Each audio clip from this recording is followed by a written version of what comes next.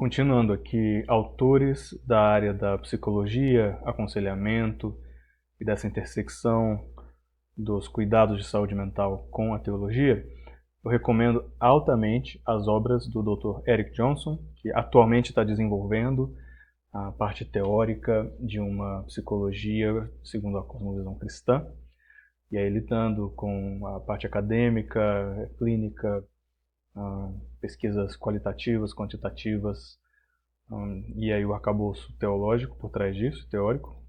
O Dr. Richard Winter, que de novo escreveu e desenvolveu conteúdos e currículo da área de psicologia clínica, psicoterapia segundo a cosmovisão cristã.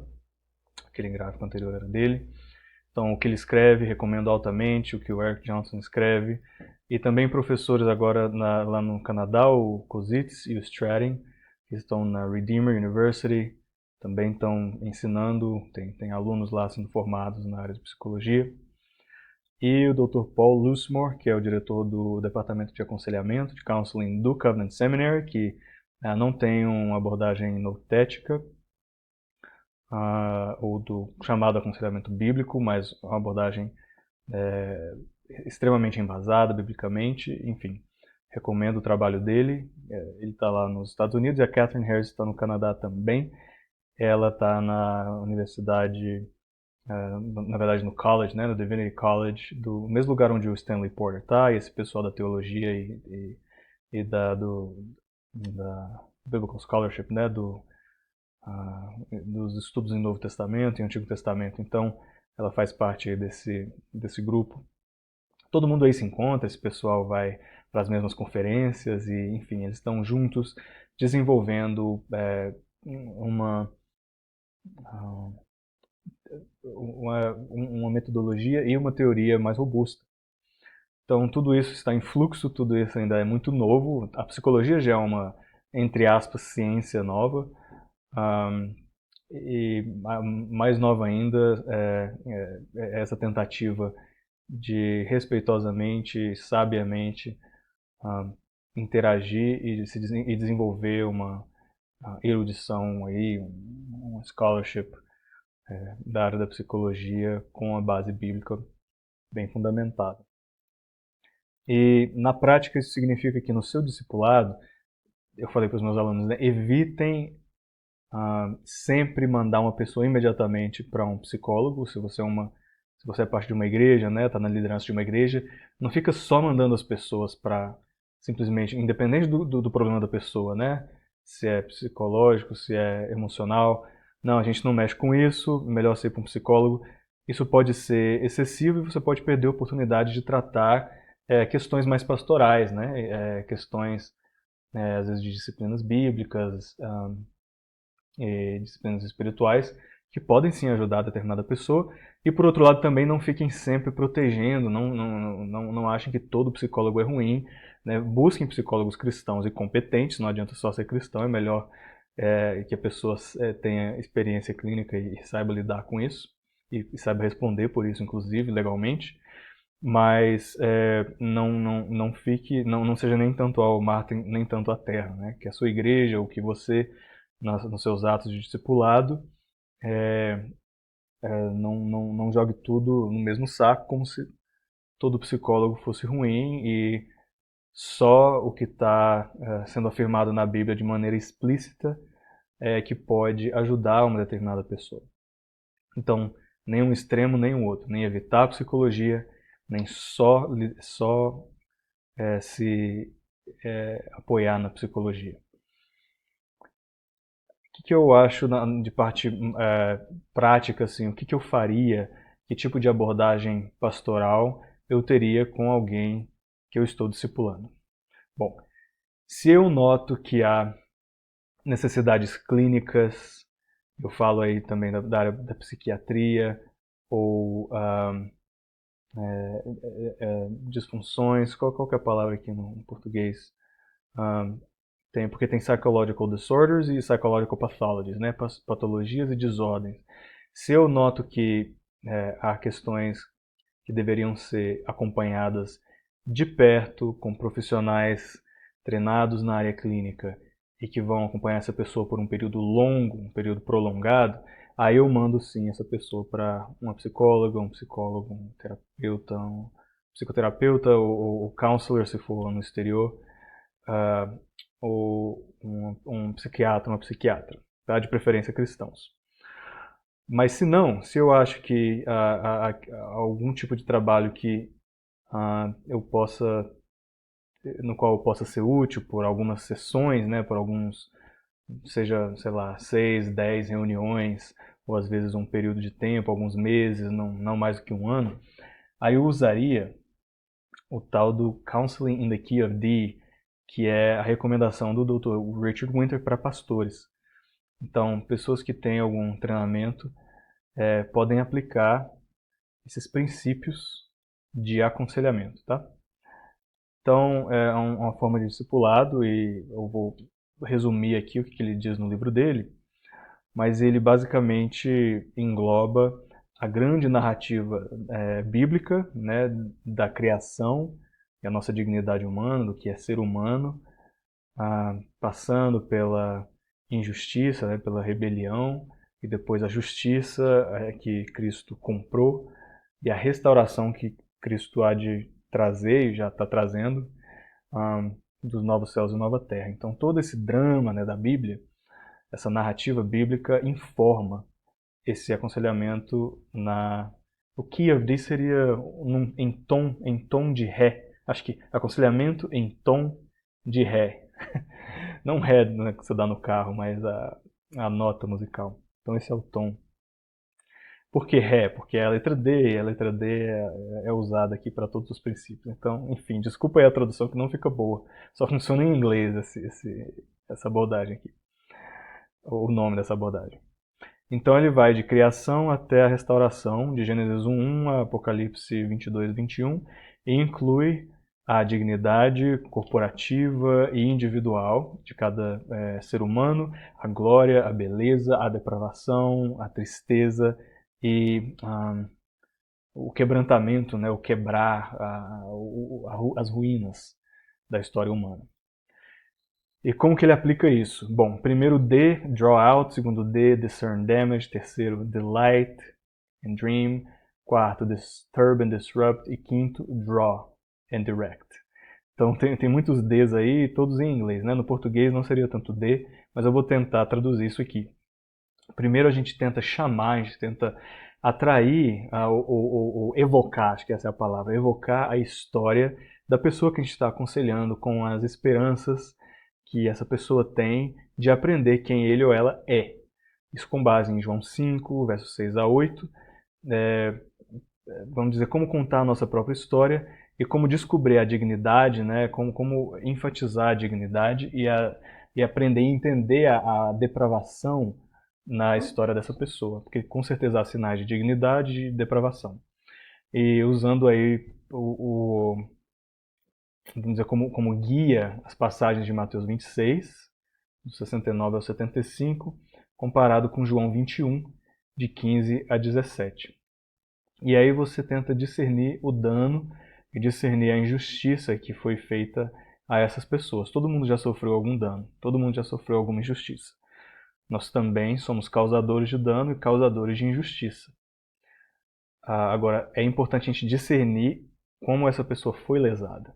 E aí, pensando em Mateus 23:15, e é nesse momento, então, que a gente deve considerar se essas pessoas estão lutando aí com alguma coisa que é muito além da capacidade do discipulador ajudar, tá? Então, é nesse momento do discernir o dano que a gente vai começar a entender, tá, essa pessoa precisa de um acompanhamento próximo, ela precisa de um acompanhamento clínico, ela precisa, às vezes, de remédio, isso aqui. Não que a gente saiba se a pessoa precisa de remédio ou não, ou qual remédio recomendar, nunca. Mas é aí que a gente vai começar a ter uma noção de quanta ajuda a gente vai precisar, ou essa pessoa também vai precisar nesse processo. Então, quanto tempo ficar com essa pessoa, tá? Então, se ela precisa de um cuidado especializado, clínico, e se há trauma severo, ou algum transtorno mental, algo do tipo. Depois, então, a gente vai para a parte deleite e dos sonhos, como se deleitar e como sonhar com a pessoa, tendo em vista aquilo que Yahvé já fez na vida dela, aquilo que Jesus já e o Espírito de Deus já começaram a fazer na vida dela.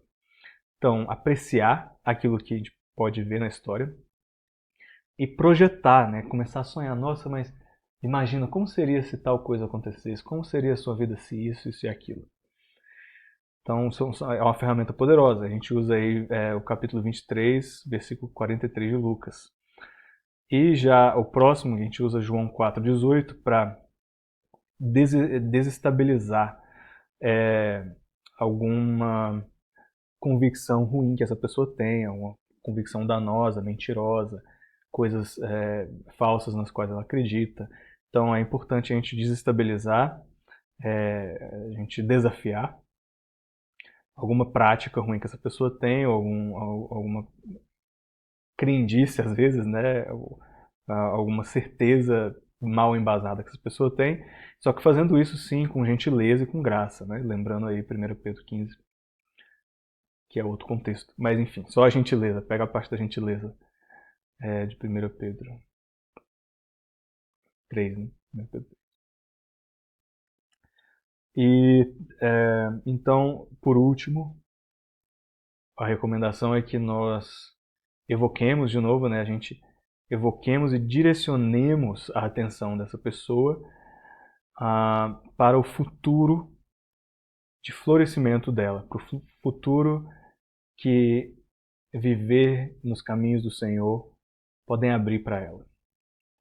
Então, João 8,11, a gente embasa nessa passagem mostrando que há passos a se seguir, e segundo Provérbios, sempre com o asterisco da literatura sapiencial, há caminhos para o florescer, há caminhos para a melhora, há caminhos para se ser imagem, uma imagem mais clara de Jesus, do Deus que nos criou. Então, são esses 5 passos aí. Tudo muito teórico ainda, mas vamos dizer, não tudo em uma reunião só, tá? A gente começa com uma, depois traz uma coisa, depois usa outra. Mas, então, usar a história, discernir o dano, deleitar, sonhar, desafiar e direcionar são muito importantes. E é assim que eu tento usar essas categorias informadas principalmente pela palavra e as escrituras, refinadas e testadas clinicamente pela área da psicologia. E é isso.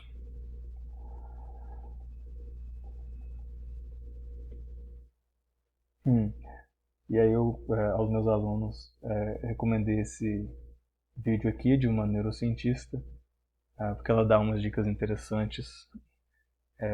Não é cristã, até onde eu sei, mas como aprender aí da neurociência hoje em dia. Aqui alguns exemplos. Vamos dizer que você está tentando discipular alguém que parece estar viciada aí no uso do celular. Então, uma dica. Talvez recomende alguma coisa do tipo: ei, tem um material que eu li recentemente, que são as 6 lutas que um pastor tem para evitar ficar mexendo no celular quando ele acorda. Eu posso te passar esse artigo que eu li? E quais são os versículos bíblicos que o ajudaram?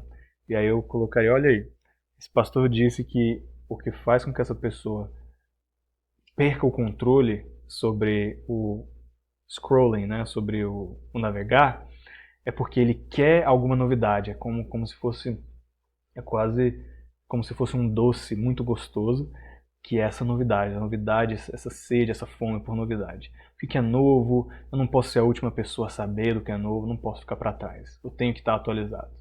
Então essa é uma tentação. A outra tentação é se entreter. A gente precisa muito se entreter. Eu quero muito me distrair. Então o que eu quero ver uma coisa interessante, engraçada, bonitinha ou informativa. No meu caso, eu gosto muito das coisas engraçadas ou informativas.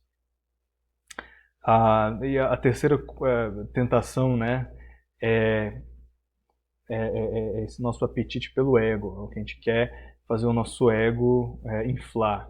O que essas pessoas disseram sobre mim hoje? O que as mídias sociais estão falando?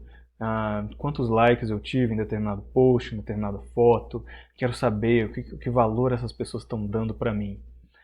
A quarta coisa, a quarta tentação, a gente quer evitar o tédio. Então, para evitar o tédio, eu basicamente digo, olha, eu não acho que nenhuma coisa legal vai acontecer hoje, nada de interessante vai acontecer, eu já vou aí me enfiar nessa caverninha, porque eu quero evitar esse tédio. Evitar responsabilidade também, né, é um tipo de preguiça, mas também é um tipo de medo. Nossa, tem muita coisa pesada no meu dia, eu quero evitar isso, estou evitando pensar nisso.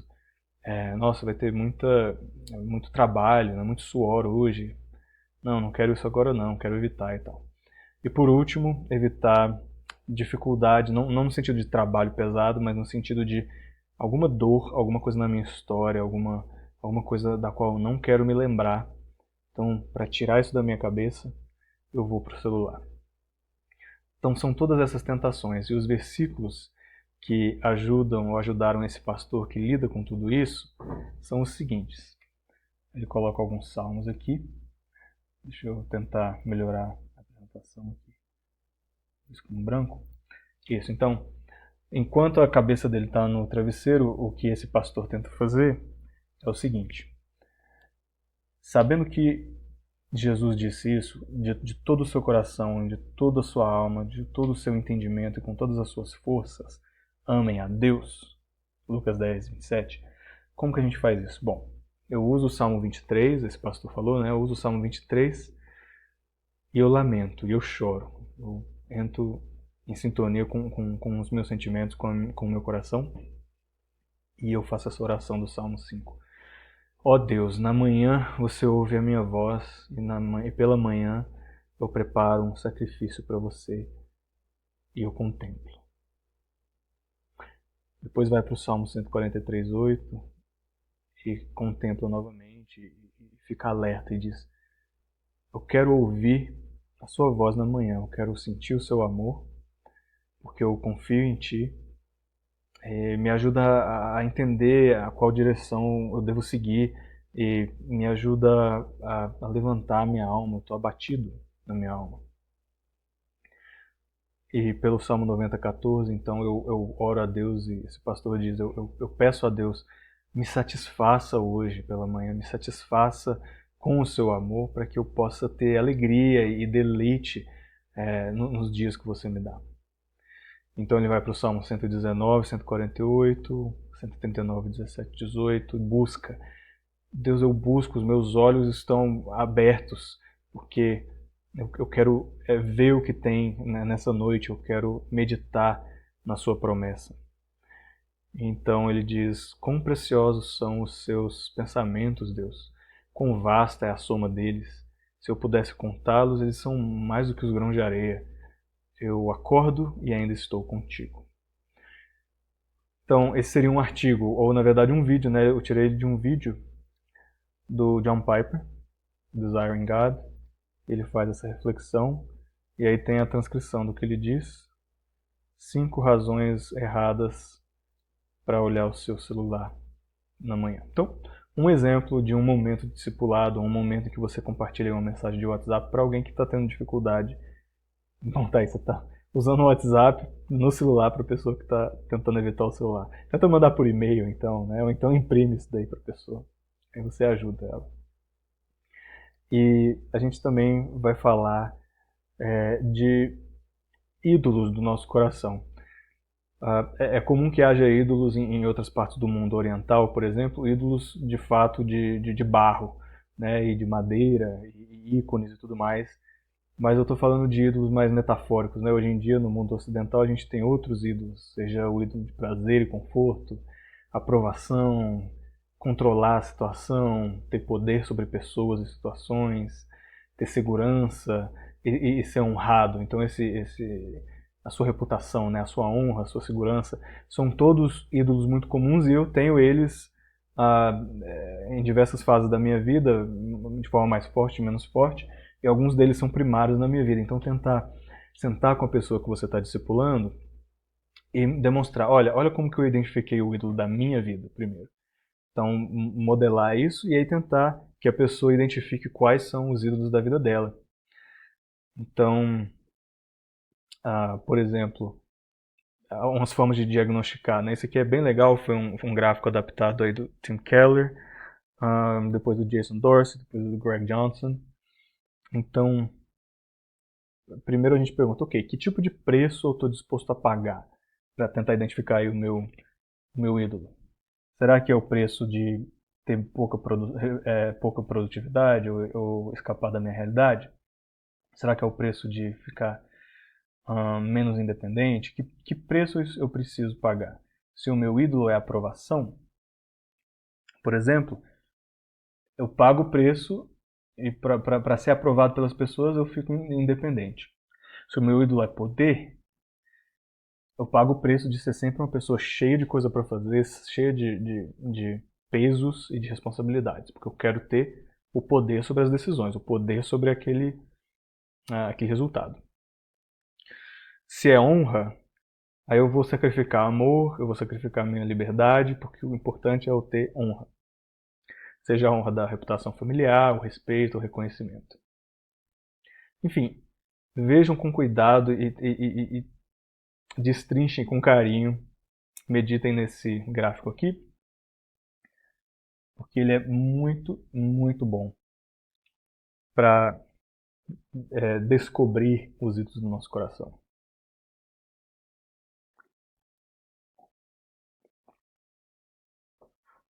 Ele ajuda a gente a identificar os nossos maiores medos, a identificar como as pessoas ao nosso redor se sentem. Então, por exemplo, se tudo que eu quero é segurança,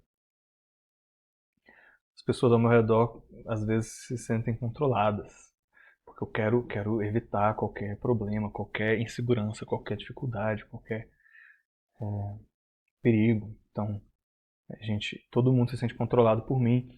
E a minha emoção, o problema emocional mais forte com o qual eu lido é medo. Então, se o meu ídolo é segurança, a minha emoção mais forte é o medo. E o estilo de conflito é ser passivo-agressivo, ser sempre a vítima na situação. E por que eu vou atrás disso, né, dessa segurança? Porque eu não gosto de morte, eu não gosto de injustiça, eu não gosto de que haja vítimas. Então, isso é um desejo bom, fundamentalmente falando. Ninguém gosta de morte, injustiça, vitimismo, violência. Mas como Jesus lidou com isso? Ele foi vitimizado por nós. Então ele lidou com isso, ele não evitou. Ele se tornou vítima. E o que ele nos dá com o sacrifício dele? Ele diz: eu nunca te deixarei, nunca vou te abandonar. E vocês são mais do que vencedores por meio de mim que te amei.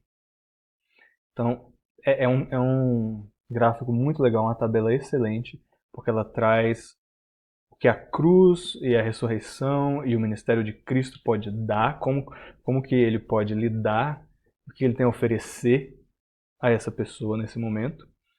Claro que tem mais coisas envolvidas e a gente precisa de mais do que simplesmente isso, mas é uma ótima forma de começar. Identifique os ídolos do coração, identifique como Jesus trata, como Jesus agiu, então como ele trata hoje por meio da Bíblia, da verdade, como ele tratou por meio das ações dele, como as pessoas ao nosso redor vão se sentir, a razão pela qual a gente busca as razões boas, então tem uma coisa boa para afirmar aquela pessoa que é muito controladora, que é muito poder, há coisas assim a se afirmar, coisas boas.